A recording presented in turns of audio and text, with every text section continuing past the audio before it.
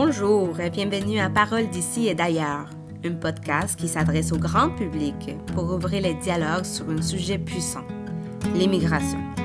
Je m'appelle Olivia Gomez et j'ai voulu créer un espace où l'on pourra converser et écouter les paroles des personnes issues de la diversité.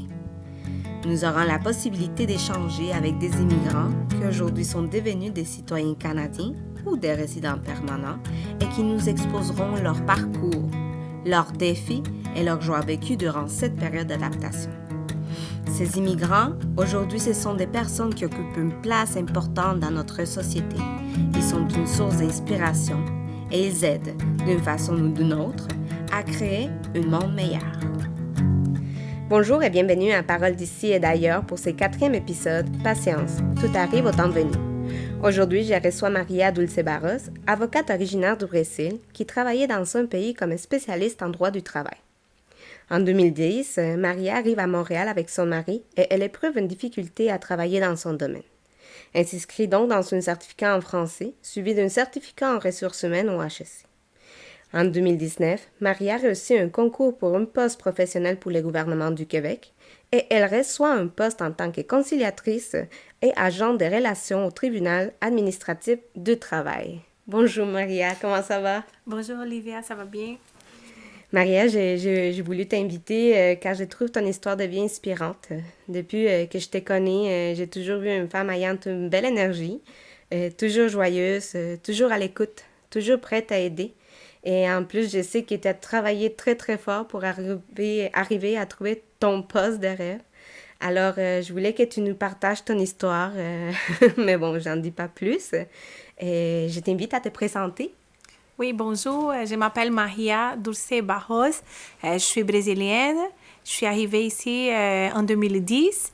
J'étais avocate au Brésil, comme Olivia a bien dit, et ici, on va dire que j'ai recommencé un peu mon parcours, mais on savait déjà avant de venir que ça allait être réussir. Difficile. Oui. Exact.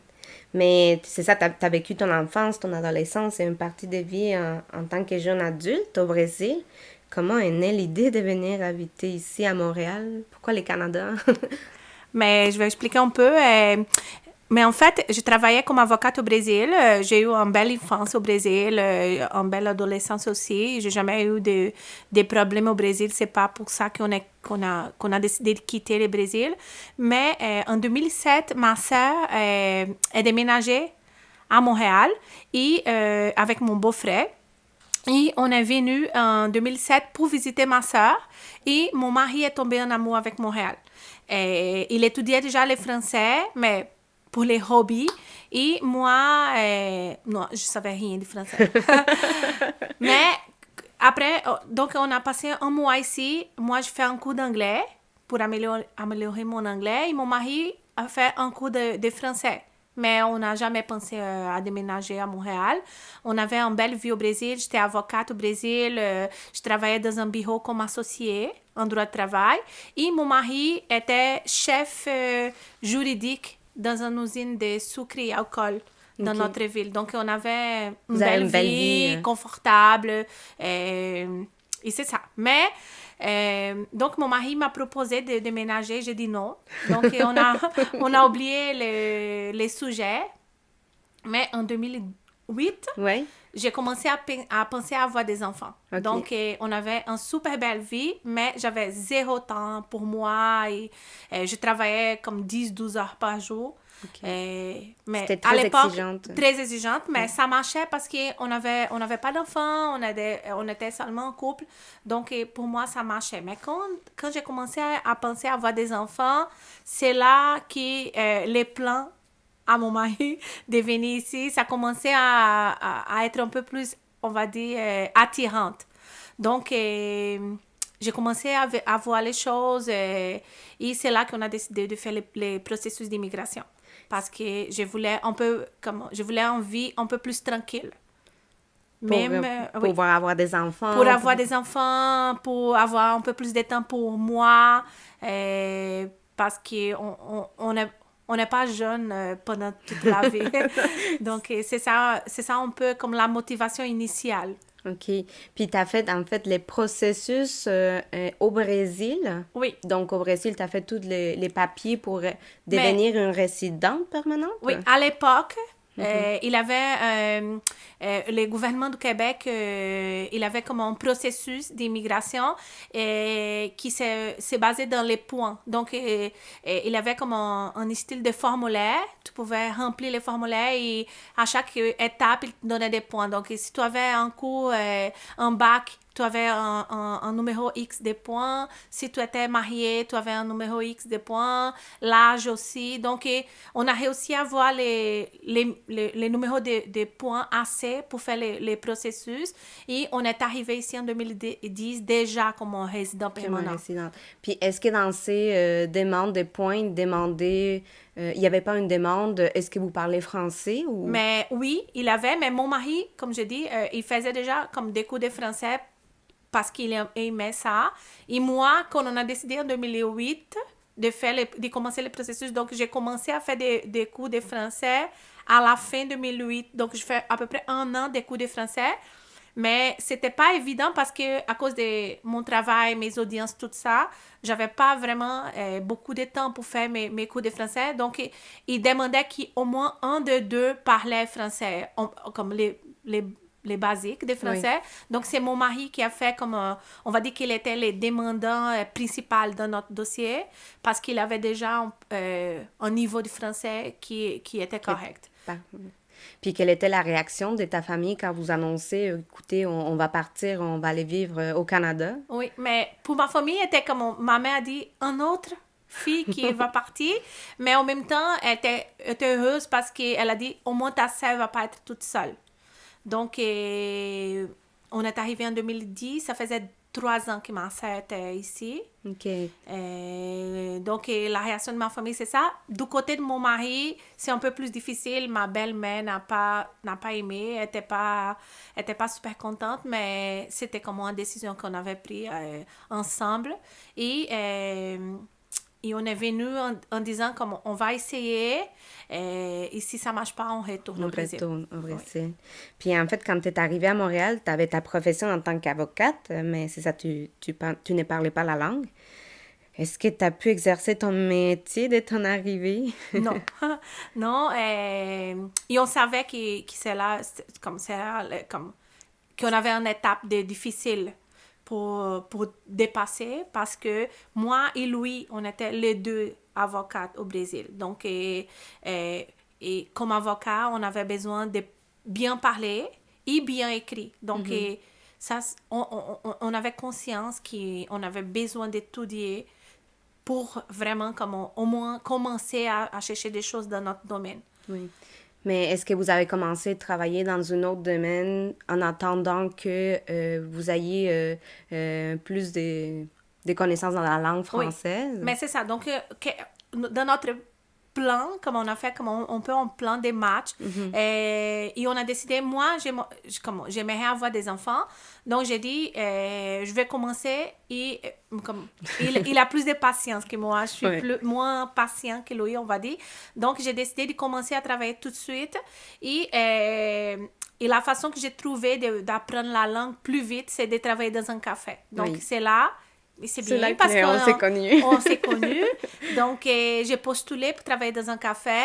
Par chance, la gérante parlait plus anglais. Donc, on s'est compris, mais ça faisait comme 3 mois que j'étais ici. Donc, je parlais vraiment comme les Français. Allô, ça va? Je m'appelle.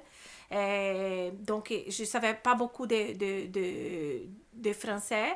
Et j'étais en train de faire la francisation. OK. Oui, mais quand on est arrivé aussi, il y a eu les gels de dépenses du gouvernement parce c'était quand il y a eu la crise en 2010-2011. Oui. Donc, il y a eu beaucoup de coupures pour les cours de français. Mais j'ai réussi quand même à faire 3 mois de français pour le gouvernement, que c'est la francisation. Et les cafés m'a beaucoup aidé. Oui. Parce que je demandais comment... Parfois, on se parlait en anglais, mais j'ai demandé aux filles qui travaillaient avec moi de me corriger et de parler français avec moi. Donc,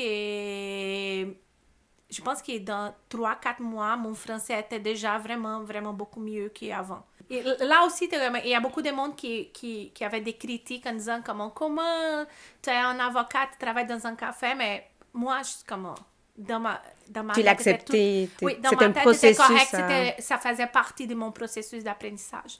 Ah, c'est très joli. Mais en fait, bon, tu étais dans le café, mais tu as aussi décidé d'étudier un certificat Oui. en français, comme langue seconde à l'Université de Montréal. Puis en plus, tu as suivi avec un autre certificat en ressources humaines au HSC. Pourquoi ne pas faire plutôt l'équivalence en droit? En droit, ok. C'est ça. Donc, on avait les plans de match. Moi, j'ai commencé les certificats en français parce que j'avais besoin de français. Je dis, n'importe quel poste que je vais postuler qui s'est relié au cours de droit, je vais besoin de français. Donc, j'ai décidé de commencer avec un certificat de français. Mais il y avait deux choses comme la première chose, pour y aller au barreau, c'est très, très cher et ça prend beaucoup de temps. Et la deuxième chose, moi, je travaille avec les droits de travail et pour les barreaux, il n'y a pas beaucoup de droits de travail. Donc, j'ai fait des recherches et il y avait une personne à l'université pour nous conseiller, pour nous aider. Donc, elle m'a dit, vraiment, si tu veux travailler avec les droits de travail, mais si tu ne veux pas être avocate vraiment, tu peux faire un cours en gestion.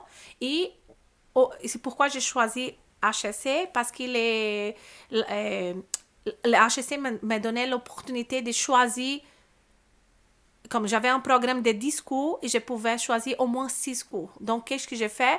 J'ai fait 3 cours obligatoires, un cours qui n'était pas vraiment relié à droit de travail et tous les autres cours, les 6 cours qui restaient, j'ai fait tous les cours en droit de travail.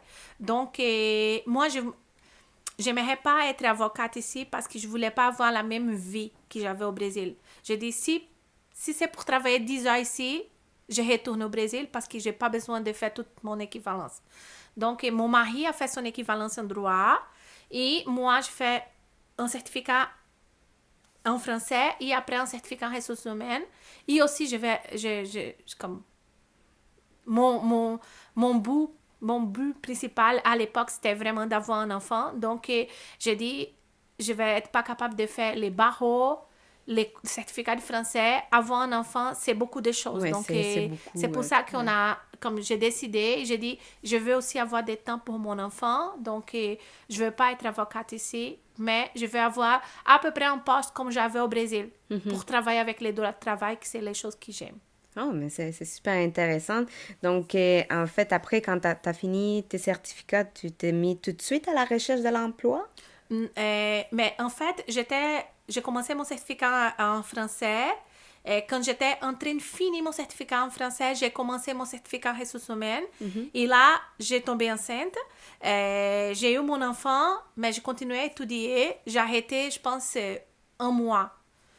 Et après ça, on faisait, moi et mon mari, on partageait la semaine entre moi et lui. Donc, la journée que j'allais à l'université, il restait avec notre garçon.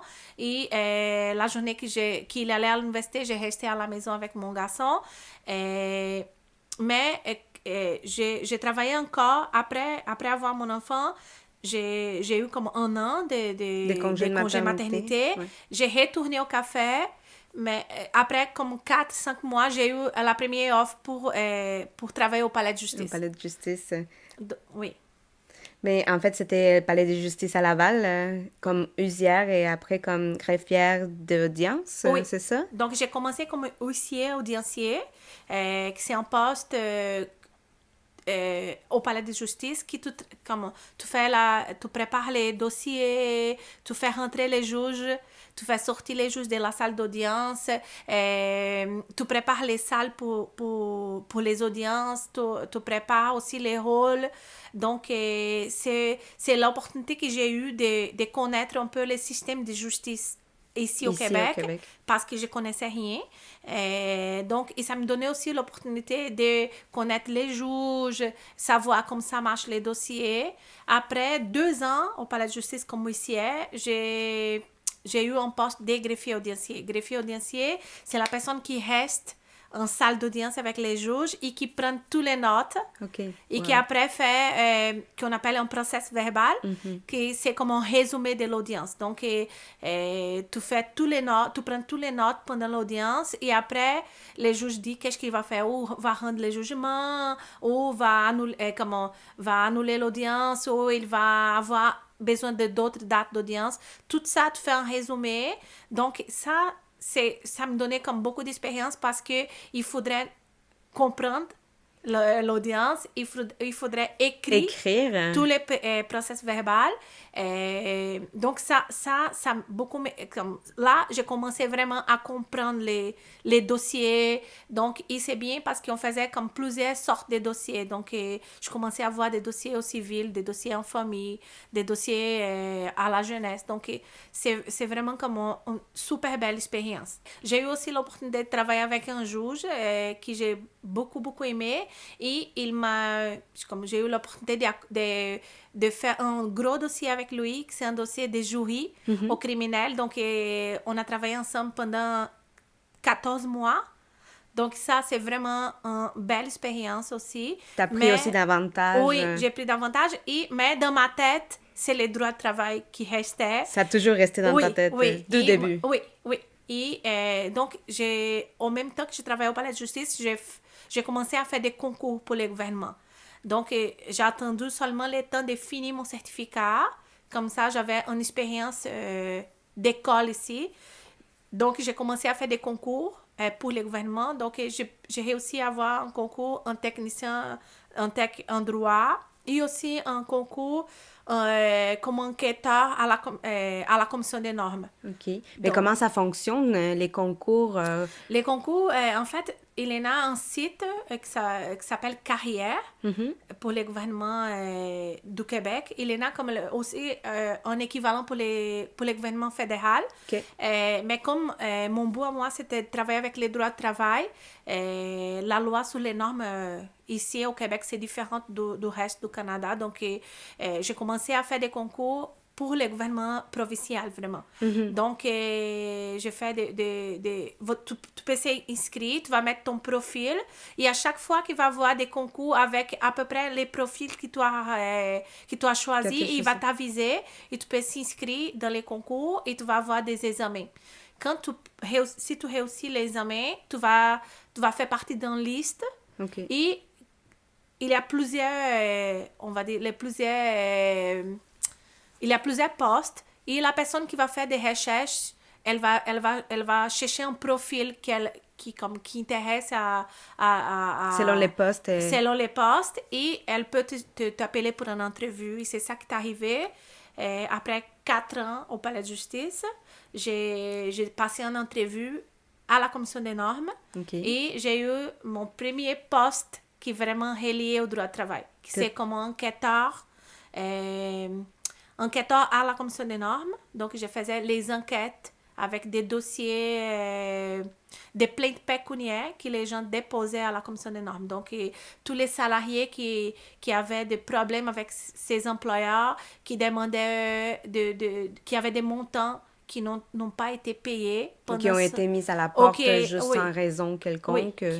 Qui ont été congédiés ou qui étaient mis à pied ou qui ont eu des problèmes avec... Il y a des gens qui continuaient à travailler mais qui avaient des problèmes, qui ne recevaient pas des heures supplémentaires ou des congés.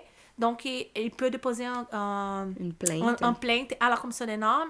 Et moi, comme enquêtrice, en fait, je traitais ces plaintes-là et je pouvais réclamer des montants si la personne avait droit vraiment. Puis comment tu as trouvé cette expérience de travail, d'enfin commencer dans les droits de travail?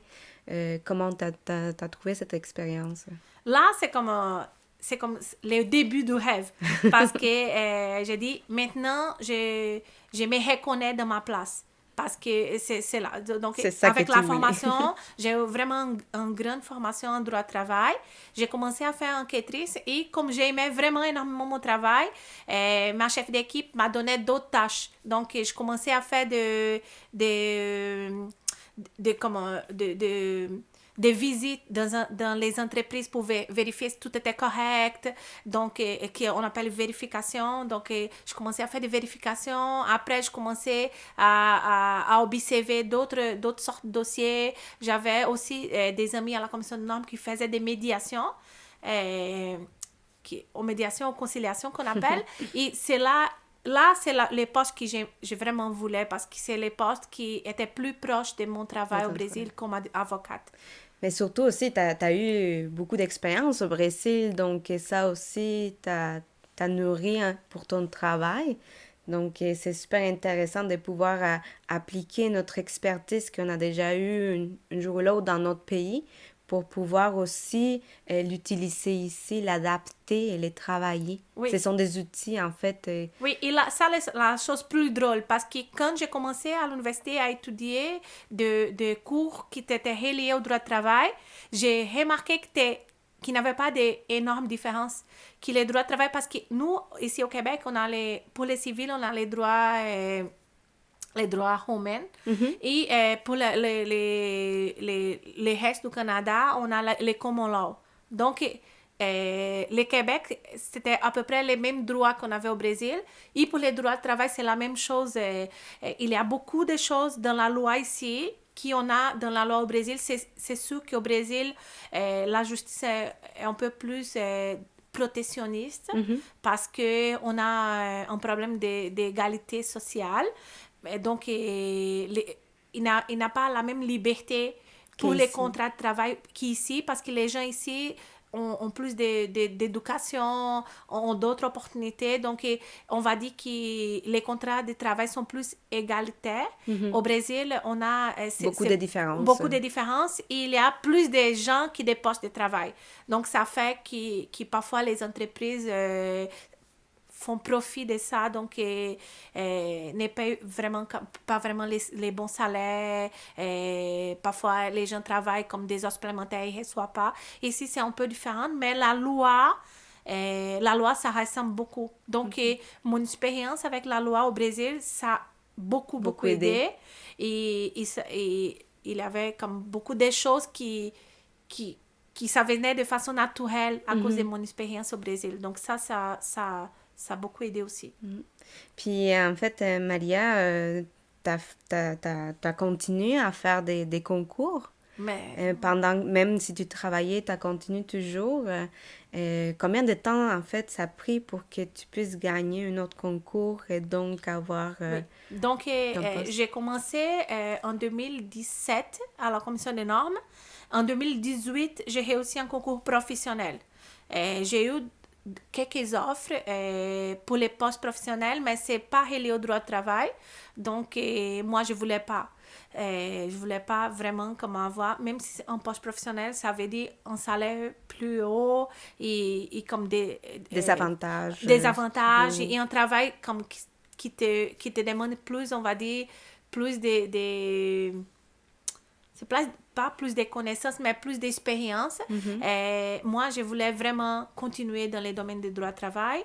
Donc, un an après faire les concours, j'ai eu une entrevue au tribunal du travail. Et là, c'est les postes vraiment que j'aimerais. Et j'ai dit, oh my God. Tu devrais être tellement heureuse. J'ai dit, oh my God, s'il vous plaît, aide-moi, parce que c'est vraiment les postes de ma vie. Donc, je suis allée en 2019. J'ai fait une entrevue pour devenir conciliatrice et agent de relations au travail au tribunal du travail. Là, c'est un poste professionnel et c'est, on va dire, sans les barreaux, c'est les postes plus proches que quelqu'un qui fait les cours de droit peut avoir pour exercer comme sans être avocate ici. Okay. Donc, en mai 2019, j'ai réussi mon entrevue et j'ai eu le poste de conciliatrice au tribunal. Et c'est là que je travaille maintenant, depuis 2019.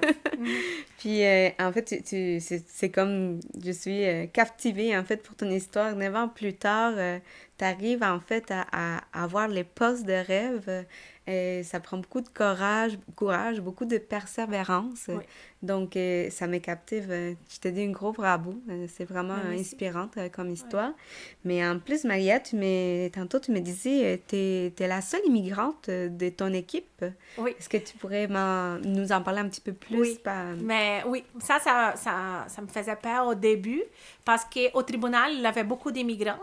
À la commission de normes aussi, mon équipe, on faisait des blagues parce qu'on était plus d'immigrants que des Québécois. Donc, à un moment donné, on faisait des blagues avec mes amis québécois qui travaillaient avec nous en disant que les Québécois étaient la minorité visible de notre équipe. Mais quand je suis arrivée au tribunal, moi, j'étais la seule immigrante dans mon équipe. Il y en a des immigrantes au greffe, qui travaillent au greffe du tribunal, mais dans mon équipe, moi, je suis la seule immigrante. Et ça me faisait un peu peur au début, mais au contraire de tes craintes. De mes craintes. Ouais. Toute l'équipe était vraiment, vraiment, vraiment chaleureuse avec moi. Mes collègues de travail sont vraiment... tout le monde m'aide. Parfois, même moi, j'ai dit « Oh my God, mon accent! » Mais tout le monde... J'ai jamais eu de problème à cause de ça. Et une chose qui est vraiment intéressante, c'est que à chaque journée, on fait des conciliations. Mm-hmm. Et comme ici, à Montréal, on a beaucoup, beaucoup d'immigrants. Les gens se sentent vraiment, vraiment à l'aise quand ils voient que c'est comme une conciliatrice qui est immigrante aussi. Donc, on a j'ai des dossiers qui, à la fin, la personne m'a dit « Je suis vraiment heureuse de savoir que tu es aussi un immigrant. » C'est sans supporter? Oui, mais c'est ça. C'est comme si au début, on a déjà un lien. Parce que la personne sait que je vais comprendre des choses qu'une personne qui est québécoise peut-être ne va pas comprendre. Donc, ça, c'est une belle chose. C'est un échange... Très humain. C'est un échange très humain. Et c'est aussi un échange avec mes collègues. Au niveau des connaissances, au niveau des expériences, au niveau des coutures. Donc, j'ai jamais eu de problèmes avec mon équipe à cause de mon accent ou à cause d'être un immigrant dans une équipe de 17 Québécois. 17? Oui. Oh, wow! On est 18. Oh, wow! C'est super, super intéressant. Oui. Mais Maria aussi, à part de ton travail, tu as ton enfant. Oui. Ton enfant, il est né ici au Québec, oui. Donc il est canadien. Oui. Est-ce qu'en tant que mère qui vient du Brésil, est-ce que tu cultives tes traditions avec ton enfant? La langue aussi, le portugais. Oui, à la maison, on parle portugais. Il a eu des moments, surtout quand il a commencé l'école, qu'il parlait plus souvent français. C'est drôle à remarquer que sa première langue, c'est le français. Il est né ici. Il est allé à la garderie et on voit que sa première langue, c'est vraiment le français. Mais chez nous, il parle portugais. Il parle très bien portugais. Et on garde aussi, pas seulement la langue, mais on voit des films ensemble. Quand il y en a comme des festivités au Brésil, comme les carnavals ou les Saint-Jean-Baptiste qu'on a aussi au Brésil, on parle toujours, on fait une comparaison comme... les choses qu'on arrive là, comment les fêtes se passent là-bas et comment les fêtes se passent ici. Mais il est un vrai Québécois. Et c'est drôle parce que maintenant, il a 9 ans. Mm-hmm. Donc, pour l'école, parfois, il fait des blagues. « Maman, je comprends rien que tu dis. » Donc, mais c'est vraiment...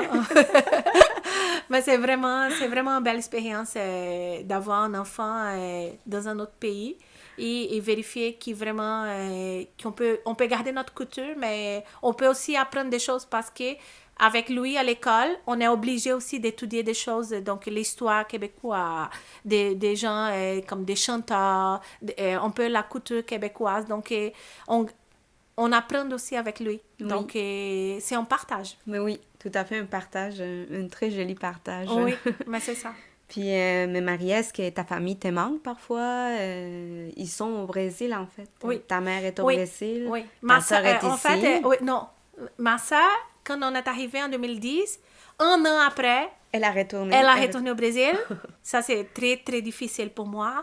Je pense que c'est l'année plus difficile de ma vie quand ma sœur est partie parce qu'elle a eu son premier enfant ici.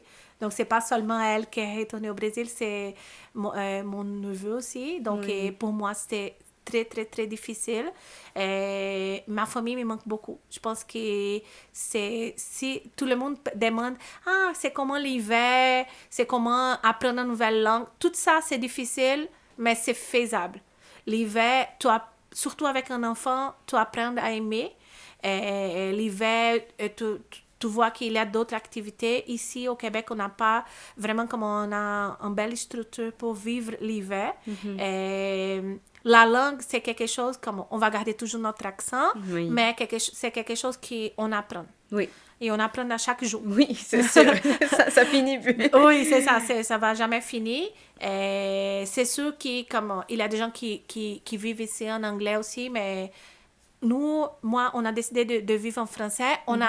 C'est sûr qu'on a ajouté l'anglais parce qu'il faut aussi parler en anglais ici. Oui, tout à fait. Mais la famille, ça va jamais changer. C'est précieux. Oui, ça va jamais changer. Je dis que c'est la partie plus difficile d'être un immigrant, c'est d'être loin des gens que tu aimes. Oui. Surtout, c'est comme... il y a des choses que mon enfant vive et que j'aimerais partager avec mes soeurs, avec ma mère, mon père, et qui... maintenant, avec les réseaux sociaux, c'est comme moins difficile, mais... C'est plus accessible. Oui, c'est plus accessible, mais ils sont pas là. Donc, ça, c'est la partie difficile, mais par contre, c'est ça que j'ai dit toujours quand je pense, et parfois quand je suis un peu triste, et que ma famille me manque énormément, je pense que d'autre côté, j'ai vraiment beaucoup de temps avec mon garçon. Oui. Et si j'étais au Brésil... T'aurais pas pu l'avoir. J'aurais pas pu avoir ça. Donc, ça, c'est la balance. Donc, entre les deux, on est encore heureux ici. Et on est fiers de notre choix. De votre choix. Je regrette pas. C'est formidable. Puis comme tu dis, il faut aussi avoir le temps pour nous, pour notre famille, dans ce cas, ton garçon, et pour ton mari, parce que si c'est toujours le travail, à un moment donné, on n'a plus de qualité de vie. Donc, notre balance est comme brisée. Donc, il faut toujours aussi penser à nous, à cultiver, c'est ça, notre famille, notre amour, notre tradition. Mais si on est épuisé, c'est impossible de le faire. Donc, je suis très contente, Malia, que tu es heureuse ici. Comme j'ai dit, tu es une femme rayonnante. Comment n'est pas aimé Malia du début, quand je t'ai connue, j'ai ressenti une chaleur humaine en toi qui était très jolie. Tu me faisais sentir même en sécurité. Donc, c'est une qualité de ton côté. Bravo. Mais merci. Puis, je sais pas, Maria, si tu voulais, si tu avais un mot à dire à nous tous, à les publics, à les immigrants, les Québécois, nous tous, qui voudrais-tu nous dire? Oui, j'aimerais dire merci au Québec parce que c'est sûr que parfois il y a des gens qui sont pas toujours comme chaleureux ou ouverts, mais je vais vous dire que ça aussi, je dis que c'est beau, je dis toujours que les gens sont les miroirs. Donc, si tu traites bien les gens, si tu as toujours un sourire, tu vas recevoir la même chose. Je peux dire que le Québec me donne les mêmes choses que je donne au Québec. Donc, moi, j'ai travaillé fort, j'ai fait beaucoup, beaucoup d'efforts pour apprendre le français. J'ai décidé de vivre en français et je peux dire que le Québec me donnait la même chose. Donc, j'ai dit merci au Québec. J'adore le Québec. J'aime beaucoup les gens qui ont passé dans ma vie ici. il y a beaucoup qui ont resté, mais chaque personne qui a passé dans ma vie a laissé quelque chose. Et je veux dire à les gens qui arrivent qu'il ne faut pas désister. Il faut persévérer, il faut être résilient parce que ce n'est pas toujours facile. Il va y avoir beaucoup de choses qui vont te dire et qui va te faire demander pourquoi je suis ici. Mais ça vaut la peine de persévérer, de continuer. Si on fait les efforts, ça c'est une belle chose ici, si on fait les efforts, on va avoir les fruits. Oui. Donc, il faut seulement persévérer et avoir un peu de patience que toutes les choses qu'on veut, ça arrive après. Parce qu'un jour, ça va arriver. Oui, ça va arriver toujours. Les choses on persévère et qu'on fait les efforts pour avoir. C'est touchant ce que tu viens de dire. C'est vraiment touchant. Maria, ça fait vraiment un plaisir de t'avoir. Je te remercie de nous avoir partagé ton expérience, ton vécu, puis de t'ouvrir à nous tous. C'est honorable. Merci beaucoup. Et puis, je dirais à tous ces gens qui nous écoutent, si vous voulez nous écrire, si vous voulez faire un commentaire, vous pouvez nous suivre sur Facebook et Instagram à Parole d'ici et d'ailleurs. Merci beaucoup, Maria. Merci, Olivia. Je t'aime. Merci.